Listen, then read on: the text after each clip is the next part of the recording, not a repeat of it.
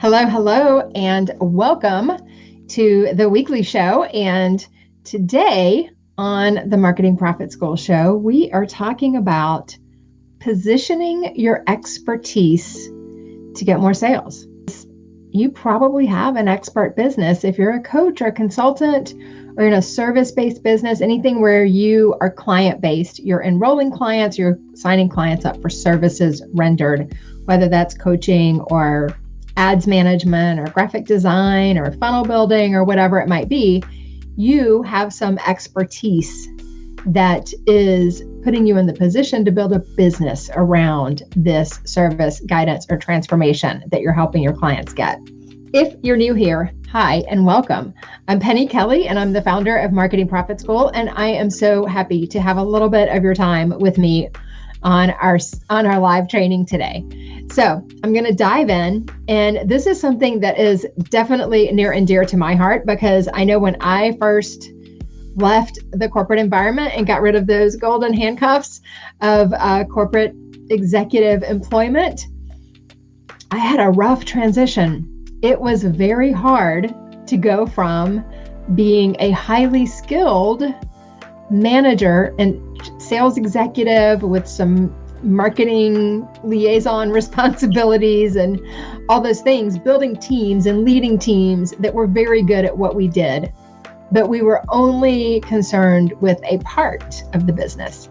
And going from that to running everything myself, having no one in charge of my calendar but me, and on top of that, doing operations and marketing and sales and fulfillment and everything, and wearing all the hats. You know, I remember at one point thinking I had on like baseball cap and a sun visor for the soccer games and like a floppy hat for Jazz Fest and all kinds of stuff. And it's crazy when you peel that onion to think about your expertise and your skill set are synonymous with your unique mechanism when you are an expert entrepreneur. And it is by that way, by design. So lean into it and see how you can exploit it, how you can illustrate, demonstrate to your audience that expertise and how it is woven together with your unique mechanism or your unique selling proposition. First of all, let's just talk about that expert entrepreneur idea for a moment. A book was recommended to me last year by a mentor and friend, Sean Twing, called The Business of Expertise by David C. Baker. And that book really goes into, it's really more about consultants. It's about business consulting when you are either performing a service for someone or giving a business owner advice and feedback after you have reviewed material in their business and giving them direction on what actions or what to do differently to get different or better results in their business. And it is really about getting in there, rolling your sleeves up and doing the work. And that there are two paths you can take. When you're building really from the ground up, it's about getting clients and getting results so you can get more clients and more results. And if you're doing like fundraising and building a team first and all those things, then it's getting your branding out there and your name, and also showing that you get results with clients, right? So there's a lot in it. I definitely recommend it. It's not a terribly expensive book, and it's not a long book either. He also does a podcast, and I cannot remember his partner's name on the podcast, but it's called The Two Bobs. And that's also got some excellent information in it as well about pricing and positioning and points of difference and all that kind of stuff. So the main thing is leaning into your expertise. And the other book I will add to this discussion is Be So Good They Can't Ignore You. And that is, it's suggested from a recommendation by the comedian Steve Martin, where somebody was asking him at some point, you know, what is your advice to new comedians or people trying to break into the business? And it was, be so good they can't ignore you, right? Just keep honing your craft, keep getting better at what you do and improving your skills. And that one is by Cal Newport. For both of those, I definitely recommend reading both of those. Neither of them is going to take you a long time to read or to listen to. And they are both about this notion of keeping your skills engaged and polished and high. And we do this by repetition, right? It's just like the difference in an athlete that peaked when they were 15 and an athlete that is still playing at a very high level in their 30s is repetition and honing the skill and practice. And look, for some people, they don't have that option, right? I blew out my knee my senior year of high school, and that was in the 80s when these things did not, very rarely did someone come back from that kind of a surgery. I was very happy that I could walk again and that eventually I could do a little jogging again when I really, really wanted to, or do a little running when I wanted to. And so you have to look at, the cards you're dealt that are beyond your control, but then you also have to consider what are the things that are in your control. I have a helper who's trying to help me. That's Izzy. And she really wants to be in front of me and touching me right now. So what are the things that are in your control regarding your expertise and how you're positioning that to help you get more sales? And this is about the content you create. It's about the conversations you have with people. It's about the way you set up your marketing.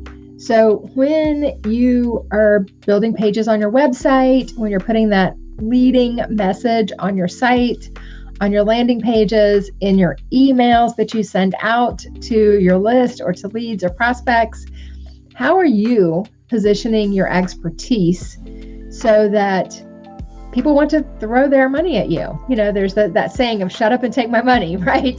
Like that is what you want to trigger in people. But you want to do it in an authentic way with integrity. You don't want to do it in this like 2015 bro marketing scarcity FOMO way. Yes, we have to have those persuasion elements in our sales and conversion copy. We have to have some scarcity. We have to have a reason to buy now in addition to the reason to buy. But we don't have to make people feel bad in the process. So that is one of the things that is different about the way I approach it. And I know there are a lot of female coaches and marketers out there who have kind of embraced the same thing. There are probably a couple of male marketers out there as well. But largely, I think this was driven by some of the female marketers in the space.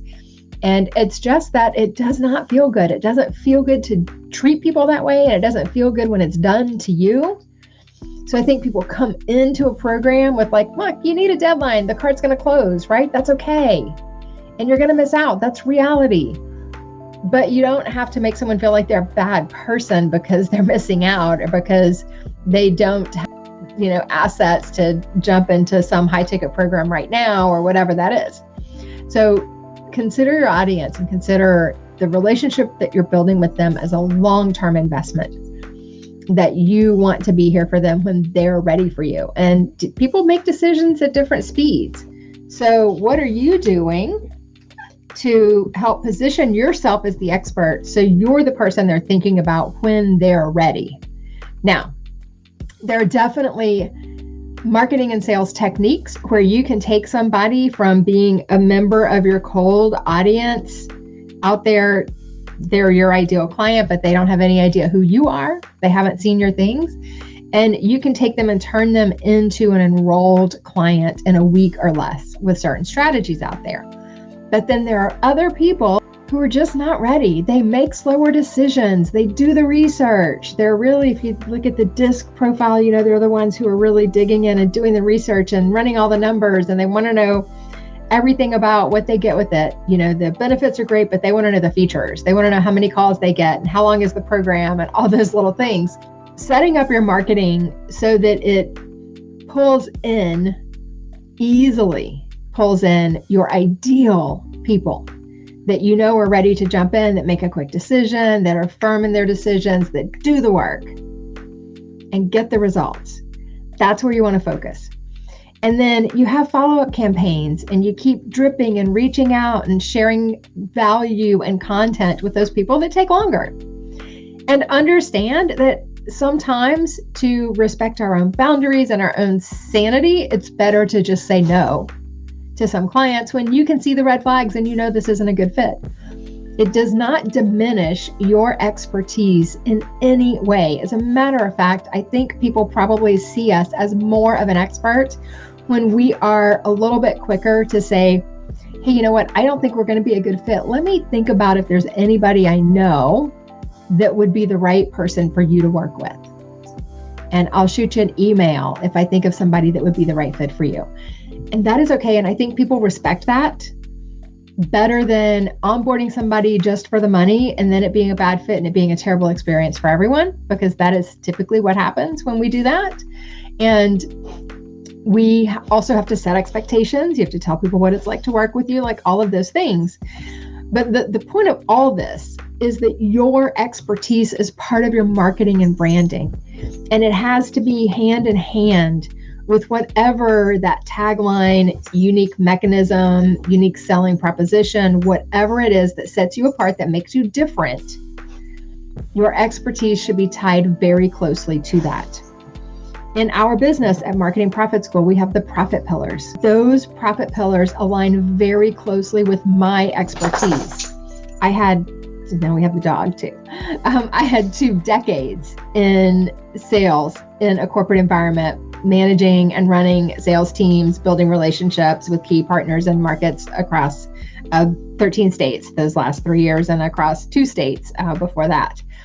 And then I was also connected to our marketing department. After Katrina, everybody thought I wouldn't have enough to do. So I got to build marketing relationships too. And that was great. And I learned a lot about how marketing works and how the stories get told and all of those things that really expanded on that knowledge I had from all the sales training through all the years of my adult life. Then when I came online, I learned Facebook ads and I built sales teams for entrepreneurs in their online businesses. So those profit pillars are really, from my observations in my own experience, both offline and online, and what I've seen work for my own clients. If I had to put a framework in place, these are the elements that they all have when they're getting over 7 figures in their business. And it's true even for the very big businesses. It's still true that those profit pillars are in place. You just are looking at different elements of them as you grow and get bigger and you have a team and all those things. And just a reminder, those pillars are people, revenue, optimization, fulfillment, integration, and traffic. So those are the 6 elements of the profit pillars framework. And we look at those when clients come in and work with us. We do an audit and assessment on everything they're doing in their business to get sales. And we come up with 1 to 3 things to focus on if they're coming in as a 90-day client, because that's all we're going to have time for. Now, we can typically affect, revenue and cash flow in the first 30 days because there's going to be low-hanging fruit. For most clients coming in, there's going to be low-hanging fruit that we can turn around that cash flow pretty quickly or give it a spike. And then we start working on the harder things where you have to do a little bit of testing and, spend some ad money to see which is going to perform best and all those kinds of things.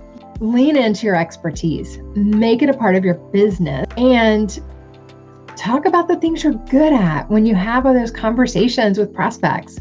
When you're talking to people about working with you, own your genius. Own the things that you're really good at and be okay with it. Because, it's not bragging if you really are good, and it is going to make a difference in the profitability of your business. So lean into those skills and keep working on the skills, keep honing the skills.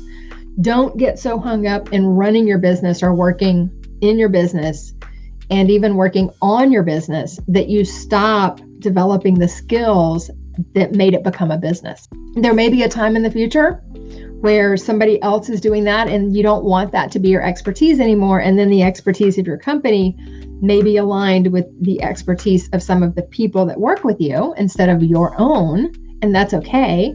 Or maybe you shift that expertise to align with how you have evolved and developed over the years as well.